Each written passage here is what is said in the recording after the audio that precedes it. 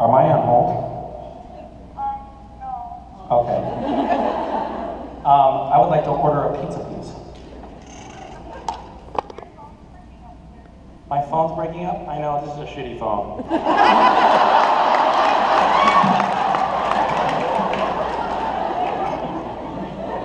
Sorry, I've been meaning to get it fixed. Let's do, how about delivery?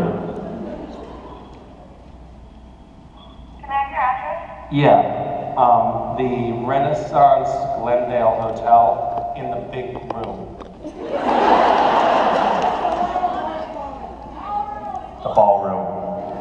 To the stage in the ballroom, please. And we would like a, Pepperoni! what do you want? Well, what do you like? How about a Hawaiian pizza?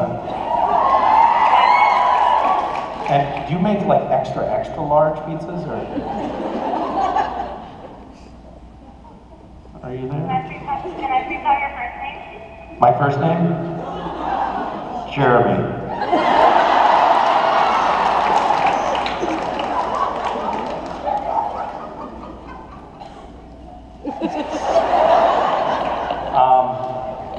Okay. Yeah, whatever the biggest pizza you have. In fact, maybe we'll take a couple of your biggest pizzas. An extra large? 2 extra larges? 3 extra larges? All right, let's do 10 extra large pizzas. But make half of them Hawaiian and half of them just plain cheese, because there's about 300 vegetarians here. And approximately how long does that take? It would be really great if we could get it in the next, 30 minutes. But whenever is good. I don't want to rush you. I'm sorry, how many pizzas did you want? 10, please. 5 cheese pizzas and 5 Hawaiian pizzas. And 1 gluten-free cheese pizza. Are you having a hard time hearing me? I know, there's a lot of weird feedback in here. Are we here? Here, I'm gonna hand you off to my sister.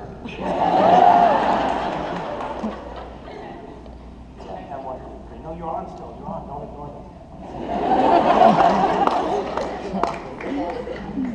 Okay, I'm sorry, I don't know what's going on. It's okay, it's fine. I don't know whose idea that was.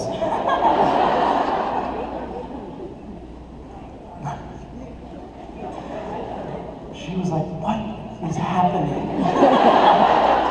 I know I'm being pranked, but I've been told not to hang up on customers. Okay, so best place? Interesting question. I've been to a lot of places that I really loved. I love the city of Rome. I love the city of London. I have to say Phoenix is my first choice.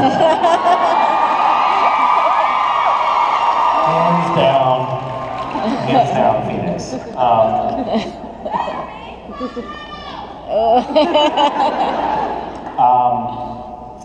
I really do like the Pacific Northwest, where we shoot this little show called Supernatural. It has grown on me a great deal.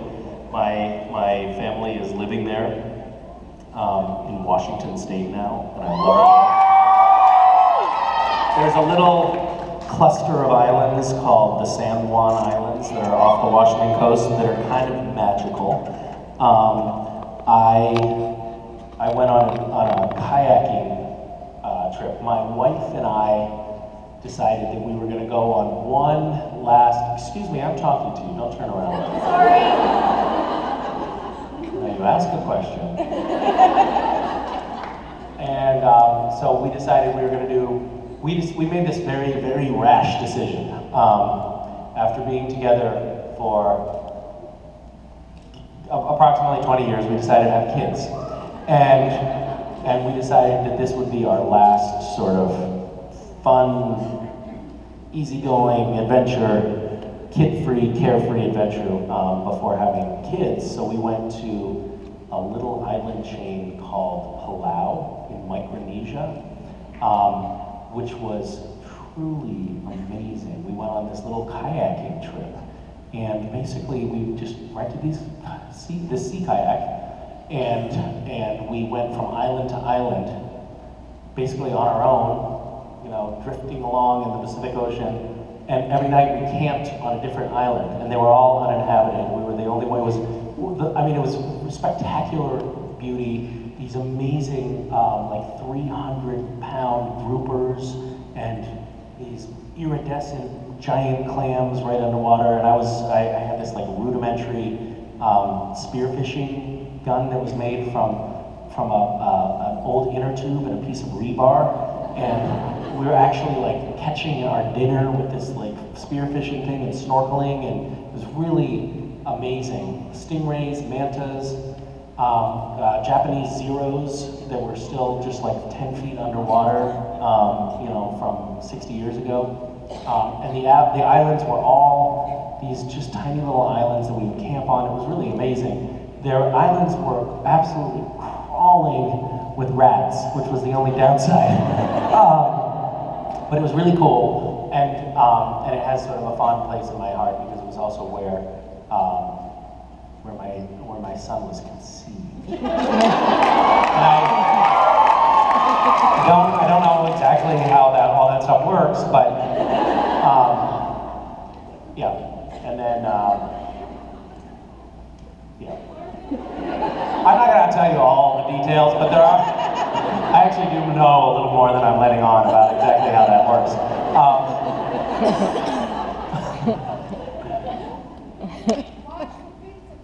Yes, I did.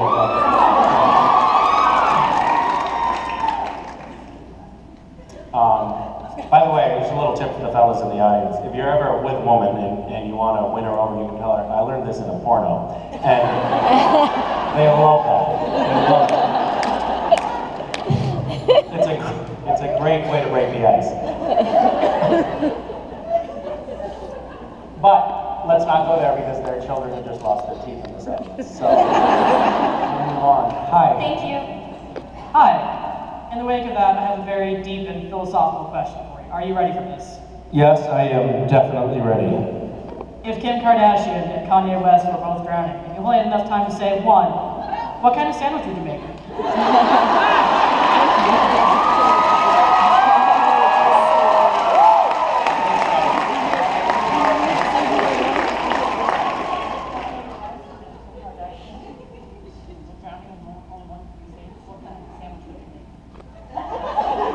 That's a great question.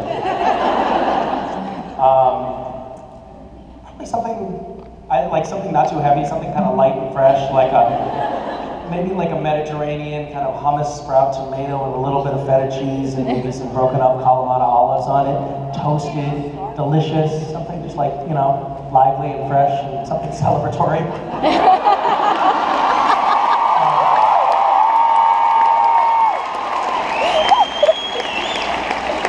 So, I'm actually relatively new to even following anyone on Twitter. There's such weird feedback up here. Are you guys hearing like an echo? No. Because I'm having a hard time hearing people's questions.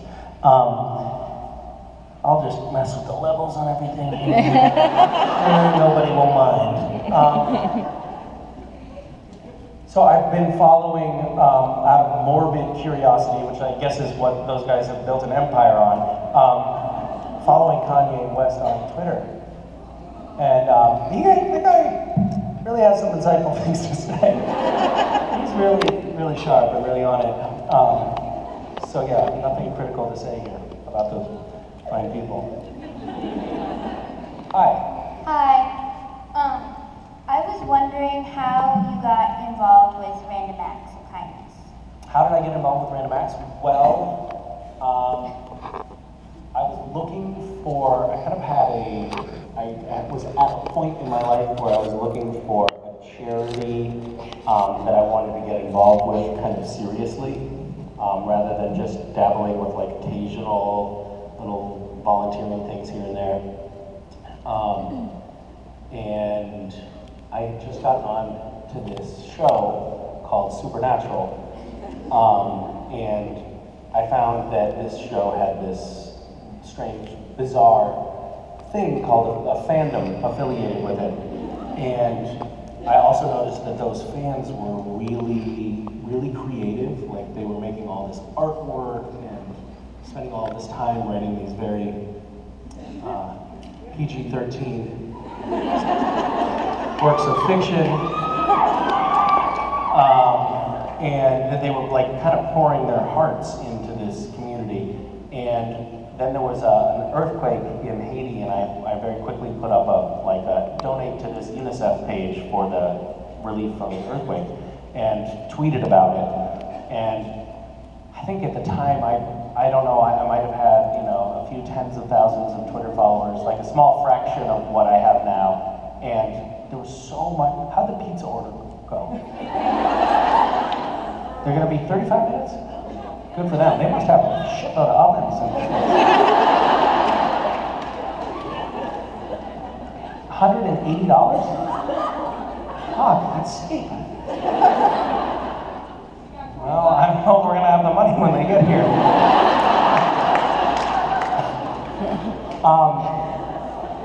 So there was like, within a day, there was a flood of money that came into that UNICEF page, and it made me realize, oh my God, there's really something here. So it was a combination of seeing all the creative potential of the fandom and my wanting, like being actively on the lookout for something